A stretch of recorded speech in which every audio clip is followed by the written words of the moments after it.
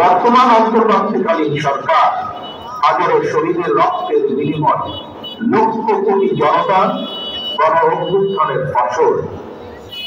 এই সরকারের কোন কোন কার্যক্রম সকলের কাছে হয়তো সাফল্য হিসাবে বিবেচিত নাও হতে পারে, কিন্তু এটি আমাদের প্রত্যেককে মনে রাখতে হবে, এই সরকারের ব্যর্থতা আমাদের সকলের ব্যর্থতা, বাংলাদেশের পক্ষে গণতান্ত্রিক জনগণের ব্যর্থতা। সুতরাং এই অন্তর্বর্তীকালীন সরকারকে কোনোভাবেই ব্যর্থ হতে দেওয়া যাবে না।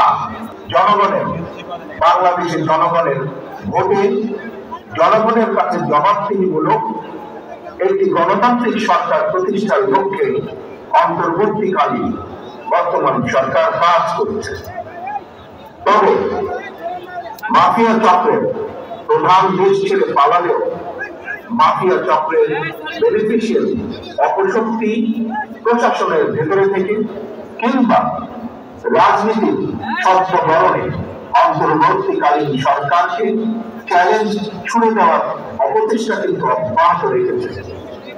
প্রিয় দেশবাসী, ভাই ও বোনেরা, বর্তমান অন্তর্বর্তীকালীন সরকার হাজারো শহীদের রক্তের বিনিময় লক্ষ কোটি জনতার গণ অভ্যুত্থানের ফসল।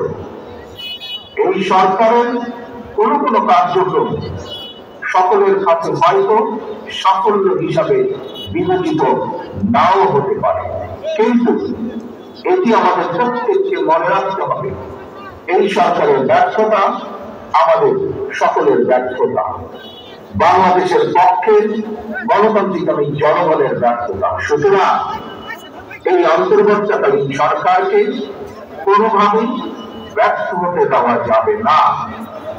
দেশে বিদেশে থেকে নানা রকমের উস্কানিতেও জনগণ অন্তর্বর্তীকালীন সরকারকে ব্যর্থ হতে দেবে না।